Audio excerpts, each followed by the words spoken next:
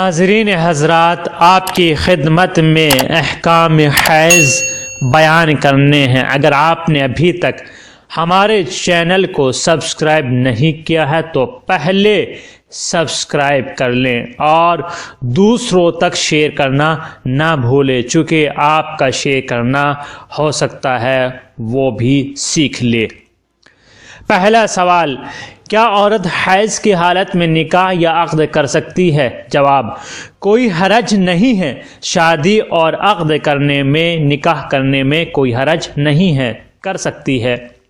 دوسرا سوال، 1 مہینے کا بچہ ساقط ہو جانے کی صورت میں عورت کے لیے غسل اور نماز کے احکام بیان فرمائیے۔ جواب، اگر سیخت خون ہو، سیخت خون یعنی جو پہلا مرحلہ بچے کا ہوتا ہے، پہلے خون ہوتا ہے، پھر وہ ایک لوتھڑے کی شکل اختیار کرتا ہے، پھر گوشت بنتا ہے، پھر ہڈی بنتا ہے۔ اگر سیخت خون ہو اور 3 دن یا اس سے زیادہ آئے اور 10 دن سے گزر جائے، 3 سے 10 دن تک حیض آتا ہے تو عادت کی مقدار حیض ہے اور باقی استحاضہ ہے۔ تیسرا سوال، یائسگی کے بعد آنے والے خون کا کیا حکم ہے؟ جو عورت یائسہ ہو جاتی ہے، خون حیض نہیں آتا ہے اور خون آ جائے تو اس کا کیا حکم ہے؟ جواب، خون استحاضہ کا حکم رکھتا ہے۔ چوتھا سوال، رمضان میں مستحاضہ عورت روزہ رکھے گی یا نہیں؟ جواب، روزہ رکھے گی۔